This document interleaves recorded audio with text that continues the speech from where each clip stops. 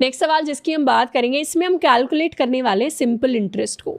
अब बचपन के अंदर 7th-8th क्लास के अंदर हमने सीखा था कि सिंपल इंटरेस्ट क्या होता है। मैं थोड़ा सा रिवाइज करवा देती हूँ क्योंकि फ्रैंकली मुझे भी कभी कभार याद नहीं रहती जो चीज़ें बचपन में सीखी थी। सबसे पहले तो हमें क्या दिया जाता है, एक प्रिंसिपल अमाउंट दी जाती है। प्रिंसिपल अमाउंट, इसको हम कह देते हैं P। उसके अलावा हमें रेट दिया जाता है कि अमाउंट पे 12% के रेट से, 10% के रेट से, 7% के रेट से, इस हिसाब से हमें इंटरेस्ट कैलकुलेट करना है। और तीसरा हमें दिया जाता है कितने टाइम के लिए हमें कैलकुलेट करना है, विच इज़ T, कि 2 साल के लिए रेट इतना है, प्रिंसिपल अमाउंट इतनी है, आप बताओ कि सिंपल इंटरेस्ट कितना होगा। तो PRT अगर हमें गिवन हो तो सिंपल इंटरेस्ट का फॉर्मूला होता है P multiplied by R multiplied by T divided by 100। ये सिंपल सा फॉर्मूला होता है।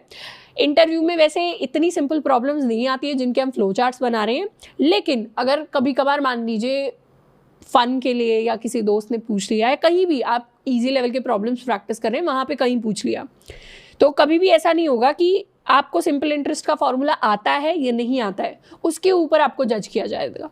ऐसा नहीं है। अगर इंटरव्यू के अंदर कभी भी आपसे ऐसी कोई प्रॉब्लम पूछ ली जाती है, मान लीजिए जिसका आपको फॉर्मूला नहीं आता, जैसे ये तो सिंपल इंटरेस्ट है, मान लीजिए हमें कंपाउंड इंटरेस्ट का फॉर्मूला नहीं आता, या फिर हमें A+B का होल स्क्वायर नहीं याद आ रहा। ये बहुत बेसिक है बट मैं वैसे ही बता रही हूँ, इसके एक्सट्रीम एग्जाम्पल्स भी हो सकते हैं। अगर किसी चीज़ का हमें फॉर्मूला नहीं याद आ रहा, जिसका कोड से कोई लेना देना नहीं है, वो मैथ वाली चीज़ है, तो हम अपने इंटरव्यूअर से पूछ सकते हैं कि मुझे इसका फॉर्मूला बता दो, फिर मैं कोड को जावा में लिख दूंगा। मुझे जावा में लिखने से प्रॉब्लम नहीं है, मुझे बस बचपन के फॉर्मूले याद नहीं है। तो उसमें कोई हिचकने वाली, कोई प्रॉब्लम वाली बात नहीं है, कोई इंटरव्यूअर आपको जज नहीं करेगा। उसी तरीके से PRT का फॉर्मूला ये होता है सिंपल इंटरेस्ट कैलकुलेट करने के लिए। अब इस सवाल के अंदर हमें क्या दिया होगा, इनपुट में हमें दिया होगा एक प्रिंसिपल अमाउंट P, एक रेट R और एक टाइम T। और आउटपुट में हमें क्या दिखाना है, आउटपुट में हमें दिखानी है सिंपल इंटरेस्ट की वैल्यू, मतलब PRT डिवाइडेड बाय 100। तो हमें हमारा इनपुट क्लियर है, हमें हमारा आउटपुट क्लियर है। किसी भी प्रॉब्लम को सॉल्व करने से पहले सबसे पहले हमेशा क्लियर कर लो कि उसका इनपुट क्या होने वाला है, उसका आउटपुट क्या होने वाला है। ऐसे जब हम करेंगे तो हमें पता होगा कि इनपुट क्लियर हो गया है तो पहले तो इनपुट ही होगा, उसके बाद कुछ काम करना होगा मुझे, फिर आउटपुट करना होगा। तो जो अपना हम लॉजिकल सारा दिमाग है वो सिर्फ उस काम में हम लगाएंगे, इनपुट आउटपुट अगर हमें क्लियर होंगे तो। अब इसका फ्लो चार्ट क्या है, इसका फ्लो चार्ट में सबसे पहला स्टेप है हमारा स्टार्ट स्टेप। तो इसीलिए इसी सेम फ्लो चार्ट के लिए हम सूडो कोड भी लिख लेते हैं। सूडो कोड के अंदर हमारा फर्स्ट स्टेप होगा स्टार्ट। उसके बाद सेकंड स्टेप क्या है, सेकंड स्टेप है पैरेललोग्राम के अंदर इनपुट PRT यानी प्रिंसिपल रेट एंड टाइम। तो हम सेम चीज लिखेंगे, इनपुट प्रिंसिपल, इसको हम कह देंगे P, रेट इसको हम कह देंगे R and time which is T। तीसरा स्टेप है कुछ काम करना, तो उसके लिए यूज करेंगे हम अपने प्रोसेस ब्लॉक का। काम क्या कर रहे हैं, काम कर रहे हैं सिंपल इंटरेस्ट को कैलकुलेट करना। कैसे कैलकुलेट होता है, P multiplied by R multiplied by T, इन तीनों का पूरा मल्टीप्लिकेशन डिवाइडेड बाय 100।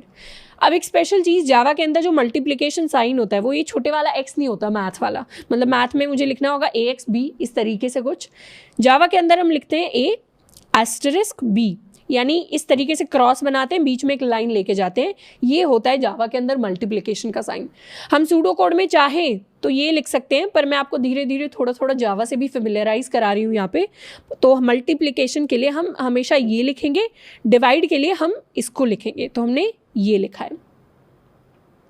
अब इसी सेम चीज़ को, इसी सेम स्टेप को हम यहाँ पे लिख लेते हैं सूडो कोड में, calculate simple interest SI is equal to P multiplied by R multiplied by T divided by 100।